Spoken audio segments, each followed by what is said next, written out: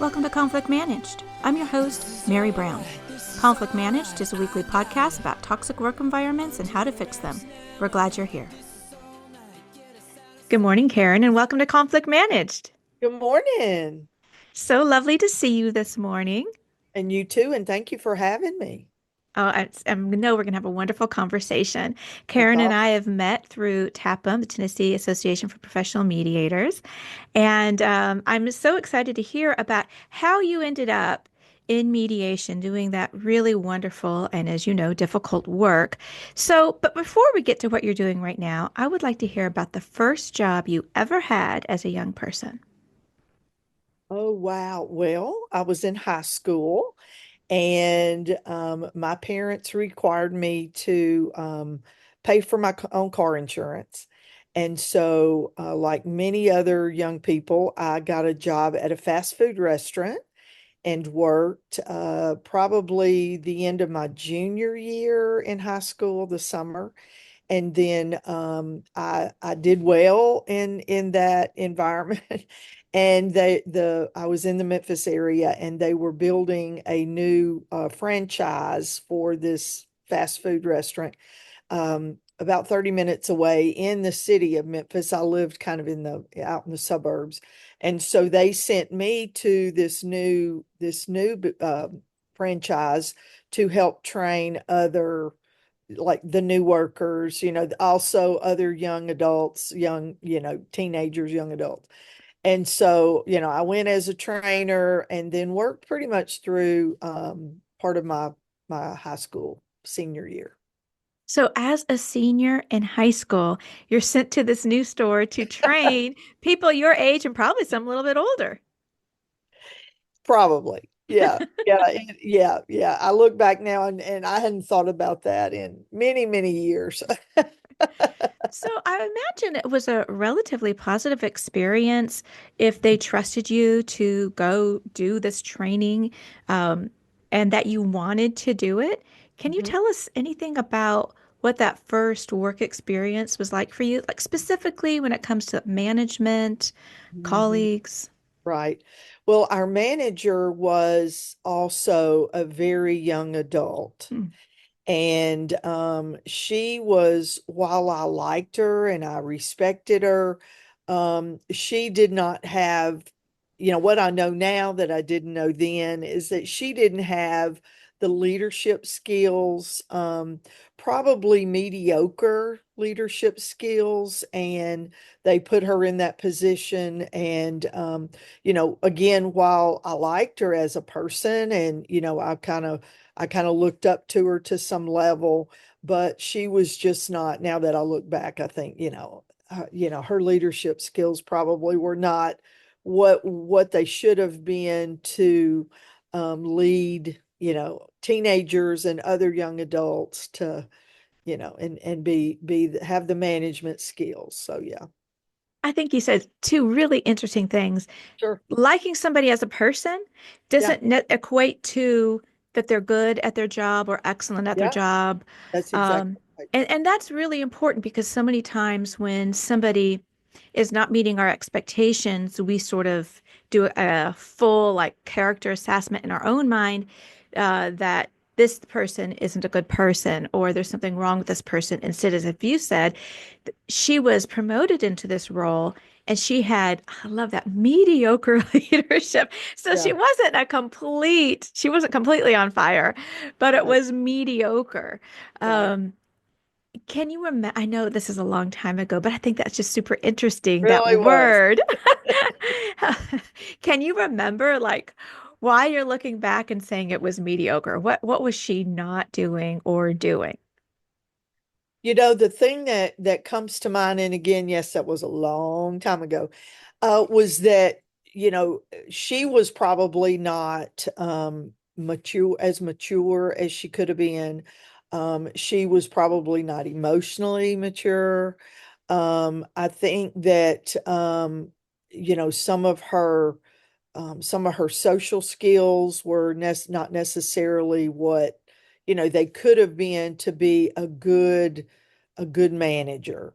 I remember there being often being some drama with she was very attractive physically.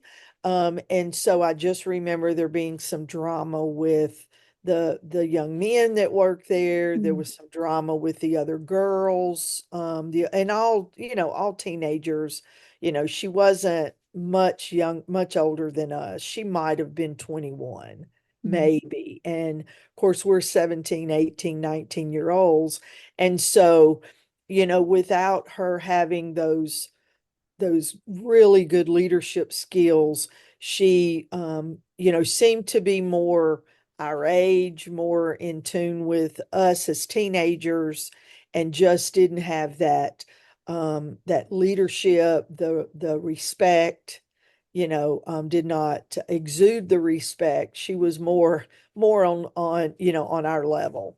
So again, that was a yeah. long time ago. So that is to the best to my recollection.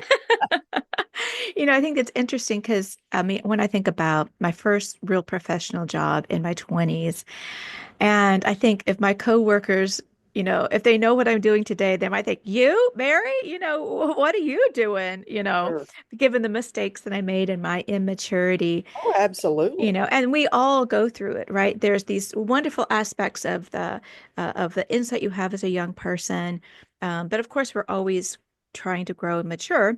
Sure. But of course, you could be a 50-year-old manager and be the captain of the drama squad, right? So Absolutely. maturity doesn't Absolutely. necessarily have to do with age. So where did you go on after?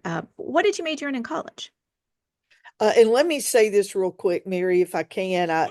You've got my wheels going, my brain going down memory lane. In contrast, my next job, right after leaving that fast food restaurant, I went to work right here in the neighborhood where I grew up. We had a mall, and I went to work for a large department store. And in retrospect, I see that my supervisor at that second job was an older lady. She wasn't bigger than a minute, physically. And, gosh, she was probably well into her 60s and had been with that store here in the Memphis area or there in the Memphis area for many years. And I respected her and I just loved her. And she was just such a good leader. She was very efficient. She was very organized, always very professional, but she was also very, very empathetic. And she would let me, I finished up my senior year working for her, worked in my college or worked my summer before college. Once I went off to college, she would let me, when I would come home on like spring break, Christmas break, she would call me and say, hey, are you gonna come work back, come back and work for me, and I would work like the 2.5 weeks of Christmas.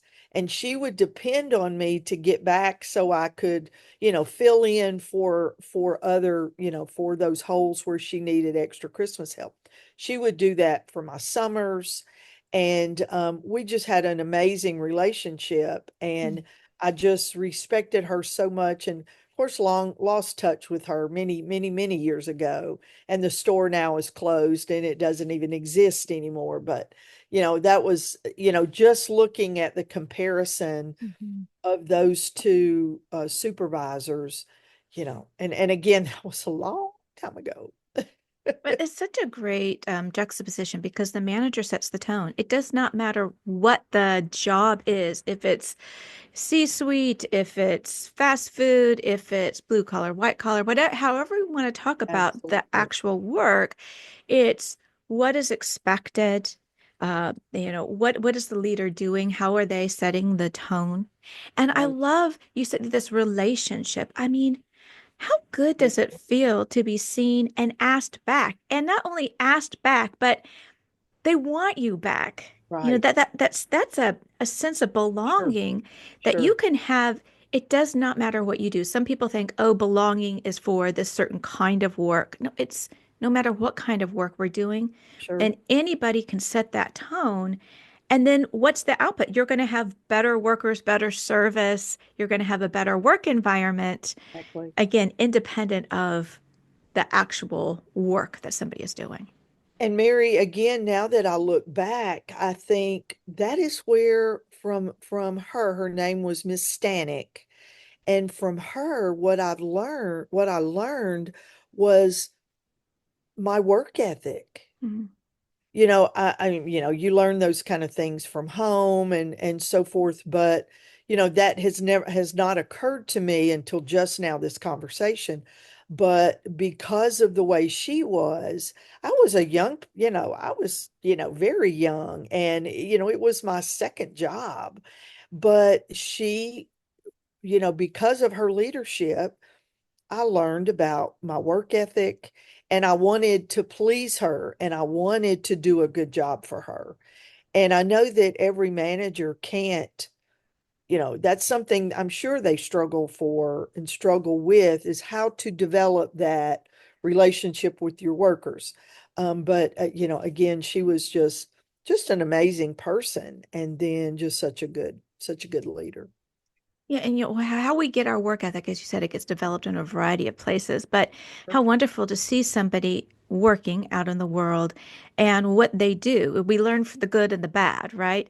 But it's so Absolutely. wonderful to be fortunate to have someone who models good practices, and Mhm. then what it feels like. Because sometimes I go into a place and I don't feel like, oh, this worker should be doing something else when they're sitting on their phone. I think this worker has been this is what has been told as acceptable. It's been modeled in some way, and Right, this person's bored out of their mind, right? And right. that doesn't feel good. Uh-huh. And so to have the opposite modeled, like this is what it means to do good work, and then the feeling when you are participating and when you are active instead of passive. A good work ethic Absolutely. is this activity, and we want to be involved and we want to matter. And Sure. so it's so wonderful to have that modeled. And of course, it was not a highly skilled job. Again, it was in retail, and I remember that, talking about being bored out of your mind. I worked a lot of nights, to close the store, till 9 p.m. And I remember there being times that it was just almost no one in the store at that time of the evening. But she always, she had these expectations, and she would, have us, organizing a shelf, folding clothes to on a display. And so we were expected, and it was not, drudgery, and had the whip out with us, but we it was one of those things we wanted. If we were bored, we were expected, then we're paying you for this, you're here, and so you need to do something that benefits our store, and Hmm. again, work ethic. It was, and I just really have never thought of that, but Hmm. yes. So where'd you go after that? Of course, went to college. I majored in social work. My college was about 2 hours away. There in Martin, where you are.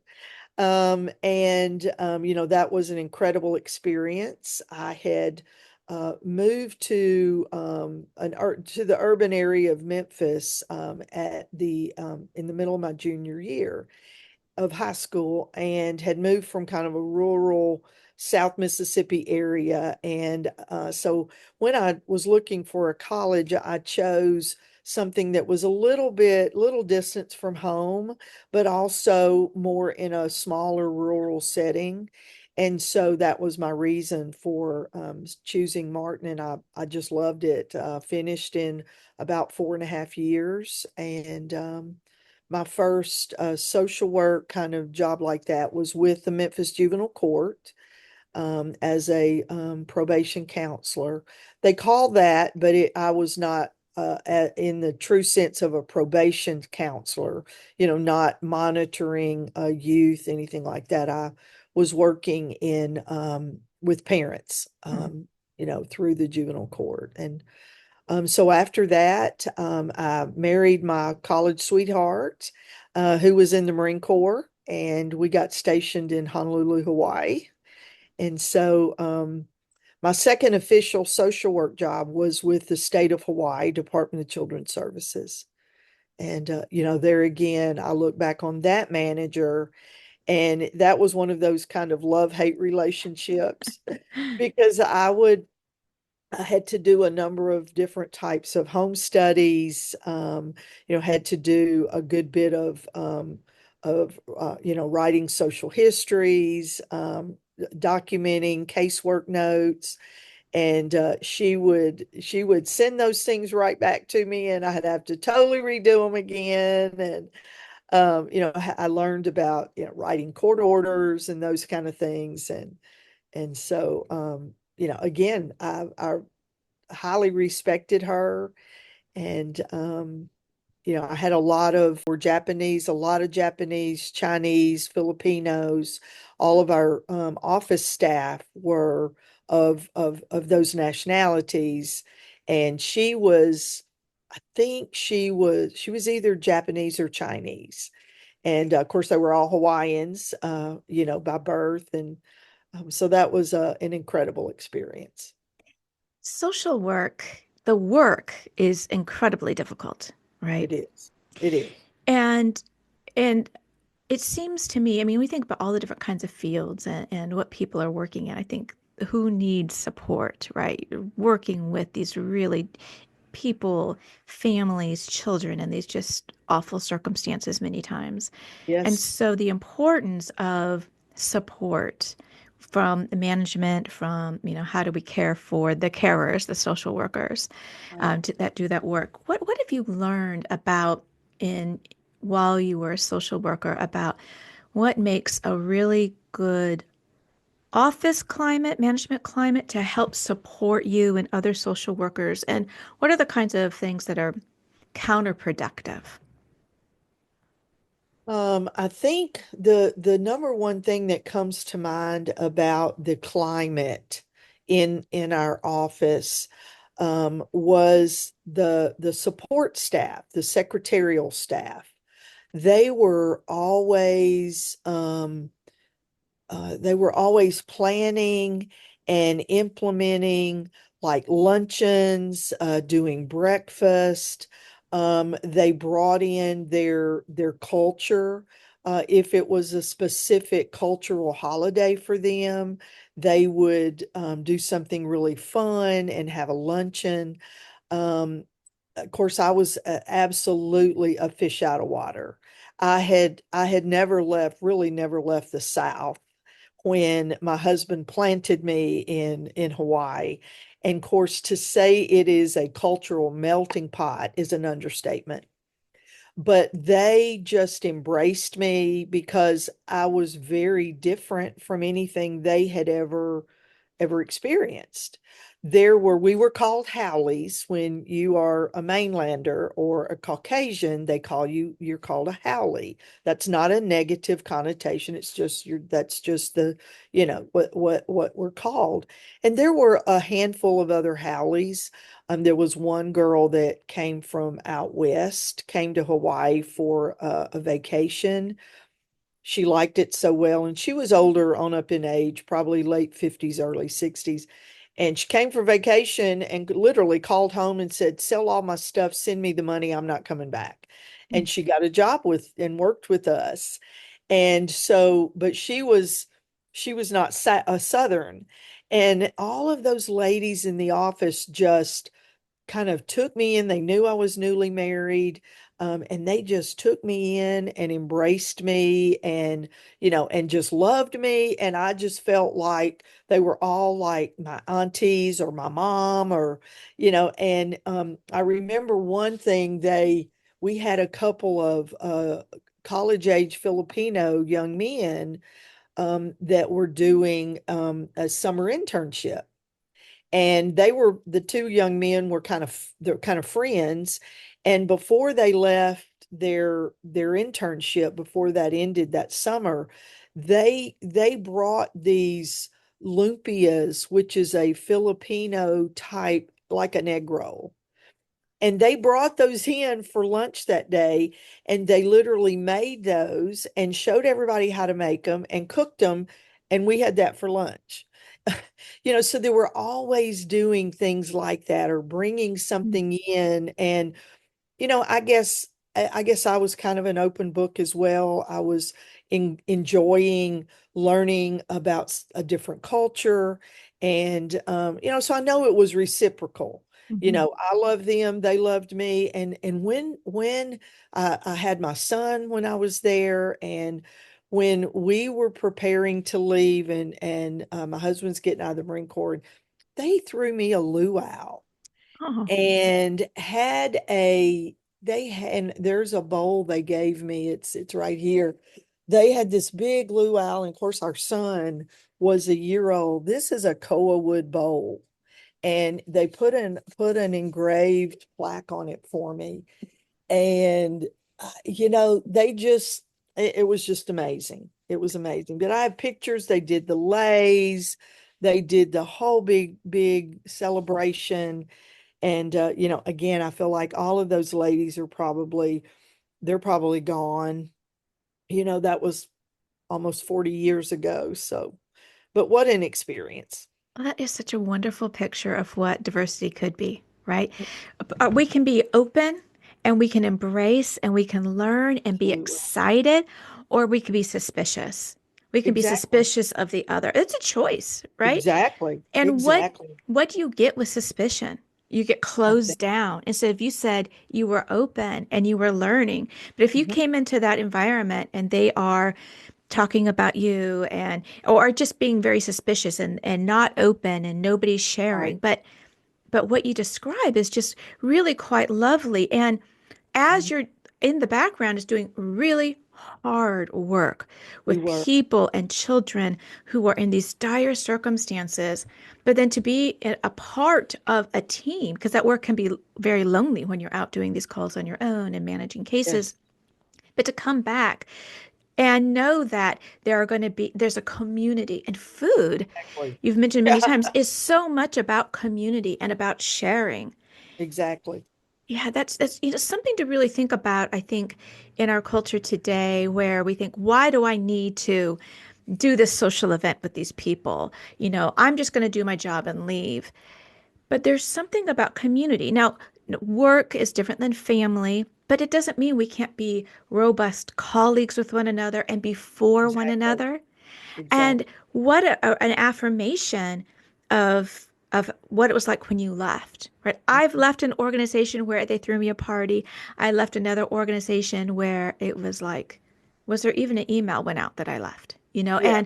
And the feeling, like the retrospect feeling of that, Huh? like I thought things were better. I was there for a long time.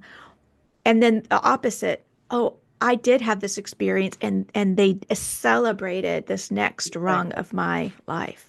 That's Exactly. wonderful. Exactly. And I can remember the first job I had with juvenile court. I didn't come, and now that you're speaking of, being open and or it being just the opposite, we had a manager that was toxic, and she was very confrontational.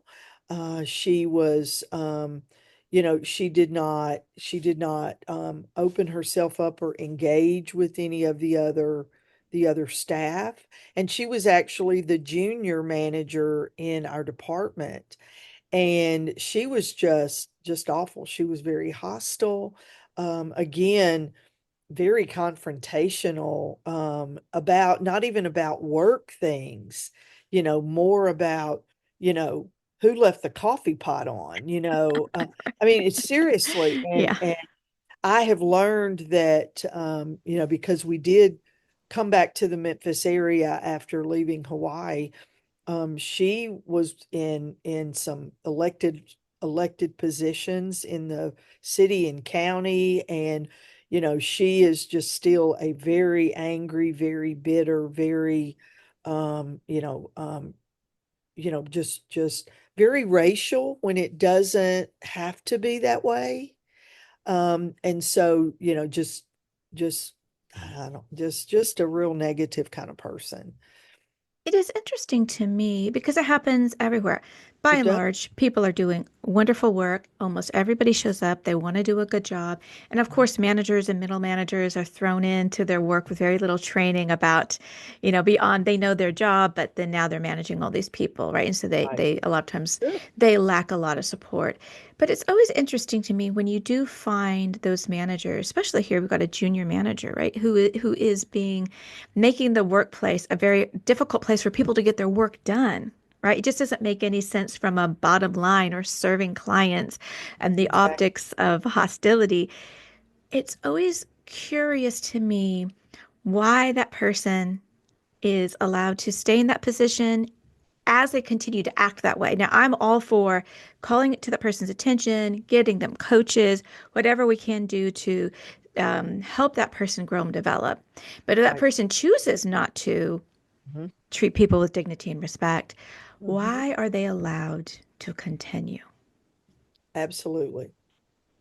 Absolutely. And I can recall times that she would be confrontational with me, and I can just I mean just sitting here recalling those incidences, I just want to my physical reaction is just to curl up and withdraw. Where when speaking of my Hawaii experience, it just warms my heart and I almost get emotional thinking about all of those ladies and how wonderful they were to me. So it is such a different experience from emotionally to physically, just Yeah. thinking about those that work environment. Yeah. And I think it's good news in the sense that, people who listen to this podcast, some of them are really stuck in these awful situations. And the good news is that it does not have to be this way, Absolutely. that not every work environment is like that. And I did talk to somebody who said, I was in a really toxic work environment and I found a new job and it was a toxic work environment. So, so that can be very deflating. I go from one bad Yeah, situation to another situation. But absolutely. most of us have had these hot and cold experiences. And so I'm for trying your best to fix where you are because I think that we want to, no matter where we are, leave it better than where we found it, right? But sometimes it's just not in the cards, given the organizational structure, given things that are simply beyond our control. But even then, there are Mhm. ways that we can act for our good and the good of others. So, Karen, as you think back about that experience with that manager that was toxic for you, knowing what you know now and all of your experience in conflict resolution and mediation, is there anything that you would have done differently or not? Oh yeah, I probably would have stayed away from her more than I did. Mm, I was young and, I know I was kind of cocky myself and, probably full of myself, at that age. And I just would have stayed away from her. mm. She didn't evaluate, any of my direct work, any of my output. She was just kind of there to run the department. And I just would have probably stayed in my office and just kept my distance. That's really interesting because I could imagine trying to cozy up to somebody who is like that because I'm a people pleaser. Like, oh, it's me. I'm clearly not. But now knowing what I know, that's a choice that that person is making. That has nothing to do with Exactly. me. How Exactly. somebody else chooses to be in the world, how they Uh-huh. choose to interact is how what they're doing. And now I can make whatever choice I want. I can Exactly. distance myself, I can leave, I could if I want to call it to their attention, I can do, Right. right?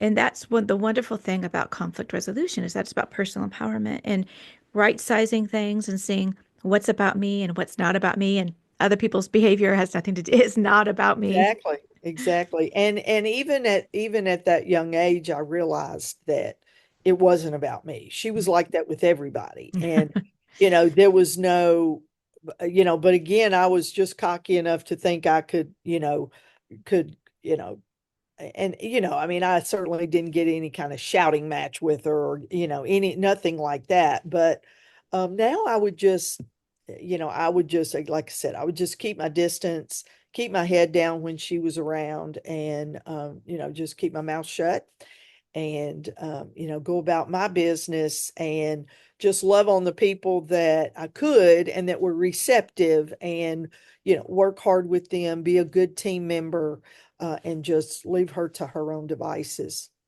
So, I think that's such an interesting answer because when I got more into the space about conflict resolution, I thought, okay, I'm moving from being a people pleaser to trying to understand my own emotional responses and speak up for myself.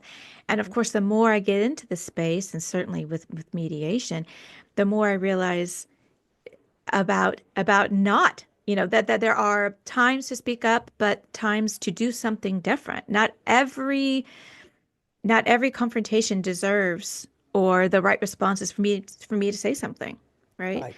Exactly. It's many times it's not mine to fix. The only thing that's mine to fix is me and my Right. situation. Right. Yes. And that I think that's a really interesting lesson of conflict resolution doesn't mean, okay, now I'm going to go in always and I'm going to be having these difficult conversations. Many Right. times it's no, that's not mine.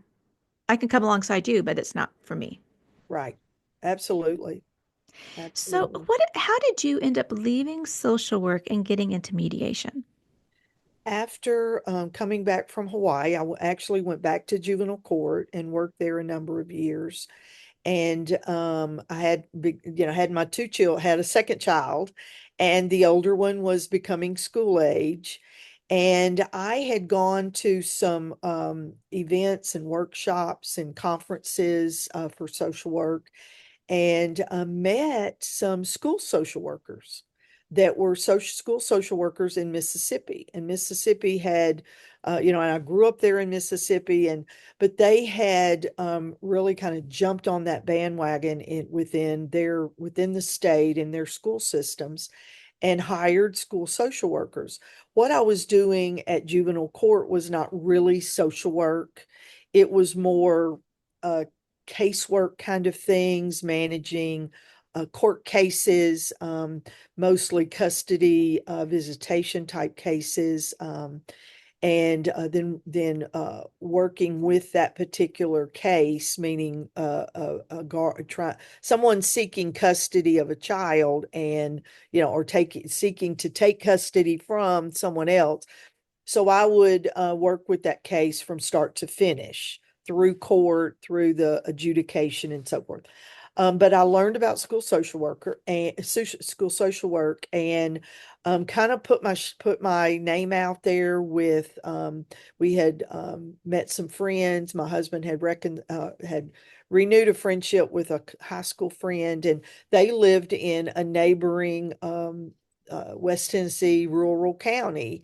And so my husband and I talked, and I was like, I really like this idea of school social work. And so he encouraged me to apply or to reach out to the school system and kind of help educate them about school social work and see if, there was a possibility they would hire me. And so, long story short, I was hired as the first school social worker.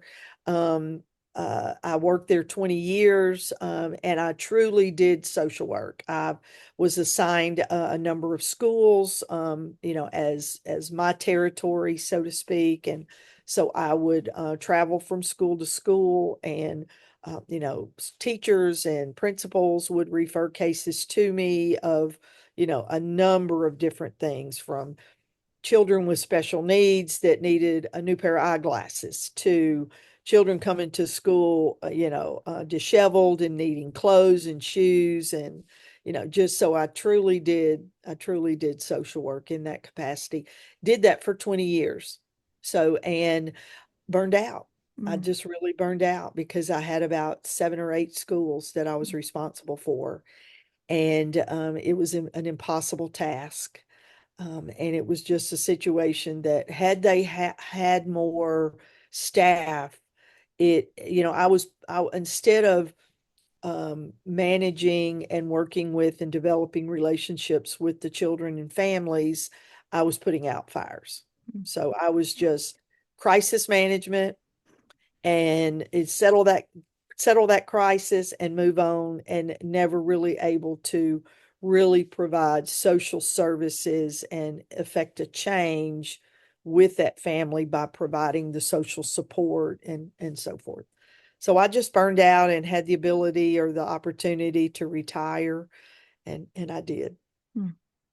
That is it's a sad tale that is really the case in fields like social work. That's the Absolutely. need is great and the Mhm. workers are few. Yep. And so then the workers who are there get piled on and then burnout. And once you've burned out, there's a good chance that you're not going to go back. And we think about all of the medical professionals we lost after COVID. They're like, Yeah. this just Yeah. and the thought Absolutely. of going back is like a PTSD. I Yeah. can't It do is. that. It But is. not enough rest. You're not going to be able to go to 2 weeks or a month in Hawaii to recover, and And go back. I loved what I did, but Hmm. it just became too much. Hmm. And I wanted, I'll wait till your next question, but Oh, yes, indeed, I just burned out. I just totally burned out. And yeah, how long did that take you to recover to decide to do something else? So now you're doing mediation. Was right. it a pretty quick turnaround, or It did was. you? It was okay. It was, in fact, when I left the school system, before making the decision to leave, actually the spring of my last full school year, I reconnected with a friend of my husband from high school who has not been a lawyer. He's not been to law school, but he was in corporate America and made the decision, found out about mediation, saw the need for conflict resolution within the workplace, did all of his Rule 31 training, and was a very well known, or is a very well known mediator here in the Tennessee area. And he kind of transferred from doing hands on mediation to doing mediation training. And so I reconnected or connected with him. My husband reconnected, and I was newly introduced to him. And he talked to me about mediation. And he, told me, he said, your field and your background and experience is perfect for mediation. And if at any time you want to talk to me more about it, let me know. And I gave that a lot of thought, and I just thought, I'm so exhausted and I'm so tired, and I just don't feel, I didn't feel effective anymore, because with the school social work job, it was just such drudgery, and again, crisis management, and nothing that I felt like was any kind of long-term support to children and families.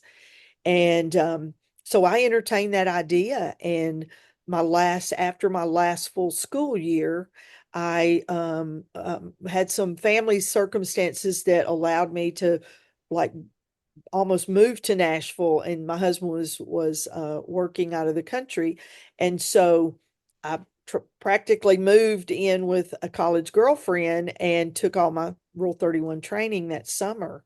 And my thought was to go back to school in the fall and start working on developing my own business, talking with judges and lawyers and so forth. And I learned real quick I needed to be sitting in courtrooms, and court goes on, at 9 o'clock in the morning, and I was at school.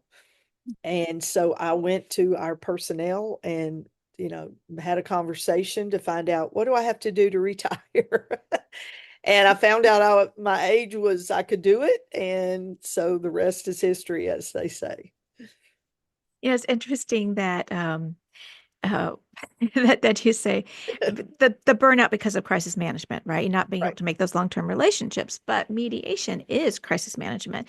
It These is. people in front of you, whenever I'm in a mediation, something has gone terribly wrong.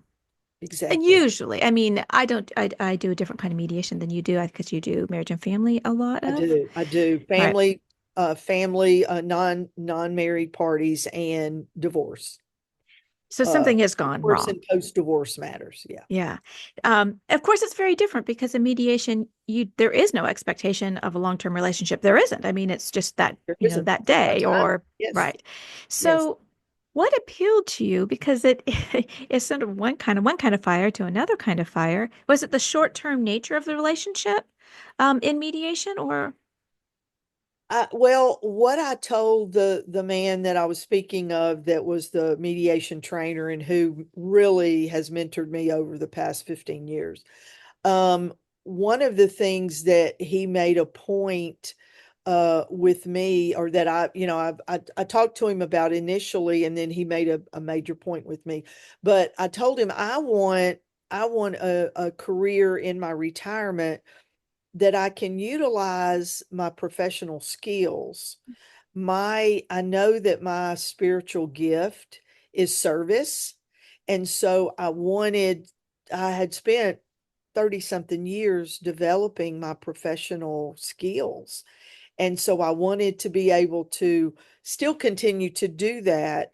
But yes, the short term relationship with the clients was appealing as well, because I could see that you get in there, you really get your hands down in it, figuratively speaking, of course, and, really work hard with these parties and hopefully really affect a lasting change.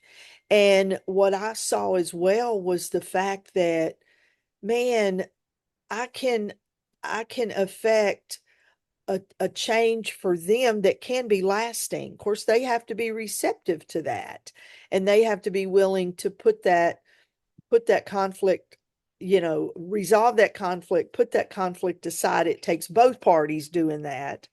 Um, you can't have it with just one saying, okay, I'm not going to fight anymore. However, that can be effective. And I'll talk about that in a minute.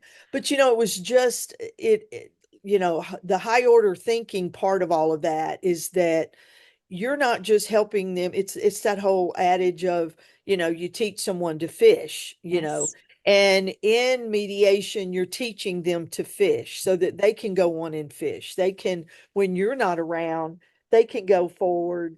They've hopefully learned some skills in the mediation that then they can go forward with resolving conflict in their own life rather than depending on, and I find people that in my work, I find people that it ain't no hope, they are too entrenched.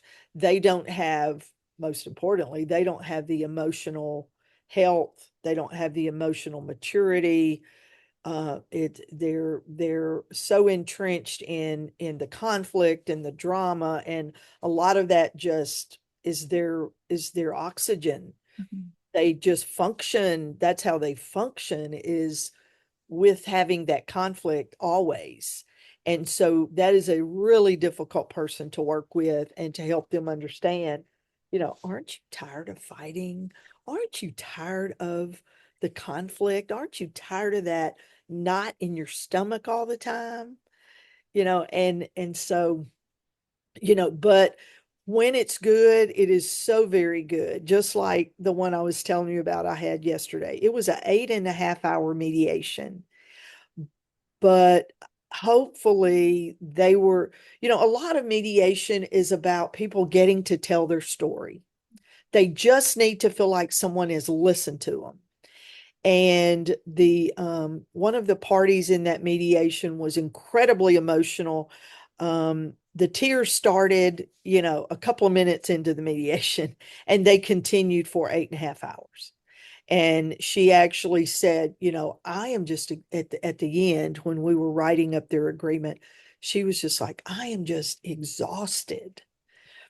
And but hopefully, she had a lot of grief, she had a lot of anger, a lot of, just heartbreak. But hopefully she can put some of that anger aside and reconcile with the other party, and have just a much better relationship and just a good life. So Yeah, I mean, mediation, as you said, when it's good, it's amazing.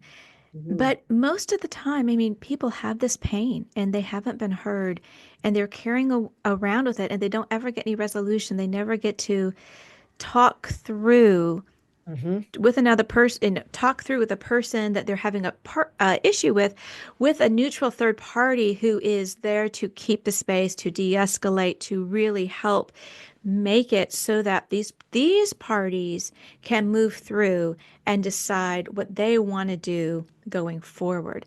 And Right. that's such a lovely thing about mediation. There's almost nothing like it. I mean, there isn't anything like it because it's usually when parties are in conflict, we're going to somebody else and they're going to, they're adjudicating. So we're going to a judge or we're going to an arbitrator. Right. Some external person's making the decision. And this is not the case in mediation at all. It has nothing to do with the mediator and what he or she wants or sees. It's about Exactly. making that space for these people to have a better tomorrow, to make a plan, to start thinking about, as you said, a different way Hmm. to move forward. Um, so, how do you in this field prevent burnout? Because you're dealing with people's pressure, this pain that they've been carrying, and it can be heart wrenching to hear what people have gone through, Yeah, and the it's one so yesterday was. intense. Yeah, the one yesterday really was. And, it sometimes they hit on a personal level, and that one yesterday did. And of course you have to remain neutral. And as we were, the agreement had been reached. The attorney was preparing the agreed order, the typewritten written agreement for all the parties to sign. And so we were able to sit and just kind of talk and get to know each other a little bit. And so I revealed some personal things that kind of aligned with some of the hurt and anger and grief that one of the parties was going through. And so and because it was very emotional for me as well, because I could feel this one of the party, I could feel both their pain, um, understanding both the loss that they both had, but then the joy of moving forward and being able to reconcile.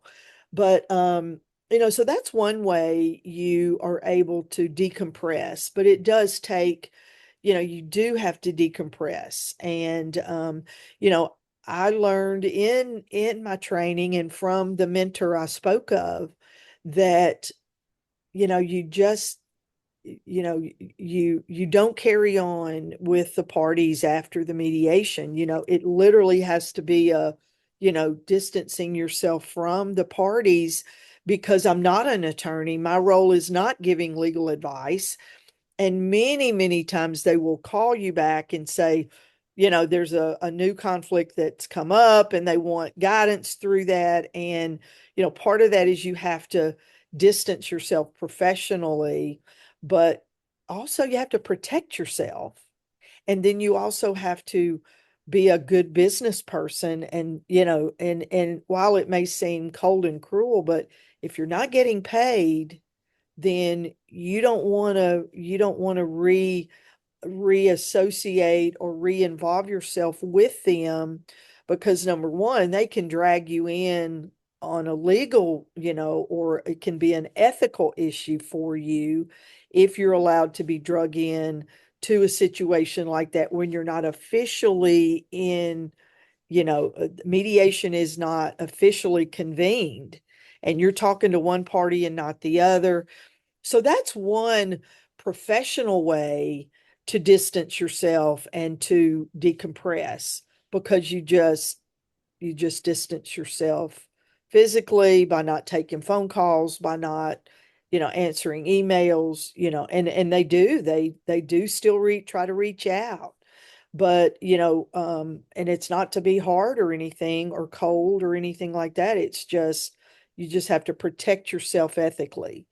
But the other thing is, a week or so can go by after a mediation, and I literally don't remember their names. I may remember some circumstance of their mediation, but I literally, if like a judge or a court clerk reaches out to me and says, "Hey, I didn't get that order, I didn't get that mediator report," I don't anymore remember the names of those parties. So I literally have to go and pull the hard file and refresh my memory of, well, when did we do this mediation and that. So I think that's how I have come to protect myself, my psyche, my peace, take care of my own myself, after dealing with just those long, hard, uh, human issues that are just so heartbreaking. Yeah, And of absolutely. course, social work kind of helped with that as well. Right. My skill, working in social work as many years as I did, it kind of helps, um, currently, the skill I learned from that role. I love thinking about transferable skills because we are the sum total of all of our experiences, and we Mhm. can draw on all these different experiences for wherever we find ourselves at the present and through the hard times, right? So when we do have experienced burnout or negative experience, we can say, okay, what am I going to do differently? And I always heard this saying, the only way through is through. When we talk about hard experiences, the only way through is through. And doing mediation and being, I do a lot of training in conflict management. I understand that in such a different way. Like the only way to really start processing and moving forward and not just simply ruminating about the past and the pain is to go through whatever that might be. And a lot of times it is a dialogue with another. Mhm. We're not going to get the answer usually that we want, which is, you're right, I'm a total villain. I'm just, you can have everything you want. You want sunshine and Right. roses. Here you go. I will live in the dirt or whatever. But Right. that kind of vindication. But it is realizing that I need to going through the process feels like, why would I put myself in this situation to talk to this person who's caused me pain? But it is going through the process personally that helps us to come out on the other side. There is another side. How do we get there? Most of Right. us just want to go around it. Exactly. And of course, there are some circumstances where we don't need to be in a room with another person. Okay, absolutely. But I do workplace conflict resolution, and usually you're going to be sitting next to that colleague the next day. So Mhm. there is real pain, but how do we start mending that, addressing it, and moving forward and reframing and having a different tomorrow and a different year? Where we're going to be in 6 months or a year is by addressing it, looking at it, not sugarcoating it, and moving through the process in a partnership, in a dialogue with this other Right. person. And Mary, the thing I think about, and I think about many, many cases, and so to speak, the elephant in the room, and it's so much of it is about emotional maturity. So many people, they just, even after they just want to be heard, they want to feel that someone understands, but they want the last word. They want the power. And it all goes back to that emotional maturity that, and I tell people all the time, the conflict will end when you distance yourself from the other person. I'm not saying you're sharing a parent, so you got to co-parent, you got to work together, but when you don't engage in the drama, when you get a nasty text, you know, there's nothing saying you have to respond. And so I just tell people all the time, the fighting will end, the conflict will end when when they're not going to fight with themselves. So the conflict will end when you decide in your mind, I'm not going to engage in the conflict. You're still right. You still have your perspective. You still feel you're right. They have their perspective. They still feel like they're right. So why the two of you feel like you have to have the other person believe you and be on your side of that, and um but so many people just don't. And it all goes back to that emotional intelligence Yeah. And we think, and okay, emotional maturity. here's my opportunity to say the facts and once they hear the facts, they're going to agree with me. And it's so rarely about the so-called facts. It's It more is not. about what it means and the implications. And so, yeah, I absolutely agree. This gray, I think it's called like gray, being a gray rock. So like this is some sort of advice people have um, at work when you're working or you're in a relationship with somebody who has is bothering you in some kind of way, right? And so instead of engaging, just think, I'm a gray rock. I'm just there. I don't have to feed that. You know, a bully is not going to be a bully very long if you're just, You and then just you go on, turn right? around. Yeah, Yeah, turn you're like, around and walk away. Yeah. And one of the best pieces of advice and training in mediation training was the word okay. Okay. That is so very powerful because it acknowledges what the other person is saying, that hey, I hear you. I got it. It doesn't necessarily agree or condone what the position of that other person, but it's saying I'm internalizing what you're saying. hmm And sometimes that's all it really takes. hmm When you're in the midst of a conflict to, one person with the other, and you just say, you know, okay, yeah, okay. That's yeah, huge. yeah. It's it's It's, very, very powerful. yeah. It's we're in these conflicts. We think there's no way out. It's just this fire. That fire always takes fuel, right? Exactly. We say it takes two to tango. It's this old saying, but Mhm. it's the truth. And then all of a sudden, if we take ourselves out, we realize, oh, I can do something different. I don't have to do this anymore. Mhm. And I can acknowledge this has been really painful and difficult, but Mhm. I don't have to stay here. I can do something different. And that might be hard, but I don't have to do this any longer if I don't want to. Absolutely. Yeah. So, Karen, we're at the end of our time together. And so, my last question for you is, as you look out into the future of work, what do you think needs to happen so that not only every worker is treated with dignity and respect? That's a baseline. Everyone should be treated with dignity and respect, but Yes. that people are encouraged to thrive and flourish. Hmm. I just think the human decency, just the kindness, just the respect, just okay.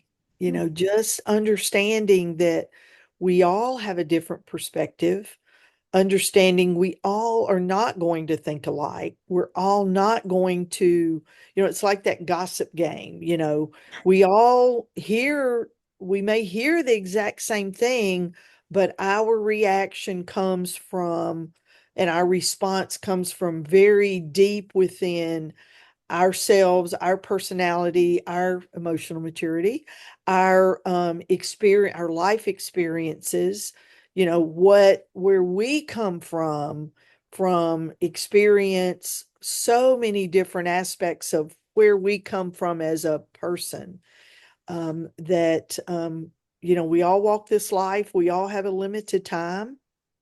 And just if we could just, we don't have to think alike, we don't have to believe the same things, but just we're all here and we just need to be okay, I you love that know? because I immediately thought back about your Hawaii experience, right?